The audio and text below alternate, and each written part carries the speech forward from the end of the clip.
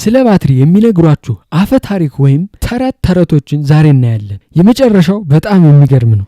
ስልክ ከገዛችሁ በኋላ ለ4 ሰዓት ቻርጅ አድርጉት የምትባሉት ነገር። በመጀመሪያ ስልካችሁ 100% ቻርጅ ካደረገ በኋላ ቶሎ ቻርጅ ማድረጋችሁን አቁሙ። ይሄ ነገር የውሸትና ኋላ ቀር የሆነ አስተሳሰብ ነው። አሁን ብዙ ስልኮች ሊቲየም አዮን ባትሪን ስለሚጠቀሙ ራሱ ባትሪው ኦቨርቻርጅ እንዳያደርግ ይገሩታል። ይልቅ 100% ካለ በኋላ ስልካችሁን እንዳያሞቀው ተጠንቀቁ። ሁለተኛው ደግሞ ባትሪያችሁን ካሊብሬት ማድረግ ወይም በማላመድ ማስተካከል የሚባል ነገር አለ። ይሄም ስልካችሁን አልፎ አልፎ ከ0% እስከ 100% ቻርጅ ካደረጋችሁ በኋላ መልሶ እስከ 0% መጠቀም እንደማለት ነው። ይሄም ሌላኛው ተረት ነው። ወደ ሶስተኛው እንቀጥል። ፋስት ቻርጂንግ ወይም ስልክን በፍጥነት ቻርጅ የሚያደርጉ ቻርጀሮችን መጠቀም ባትሪን ይጎዳል።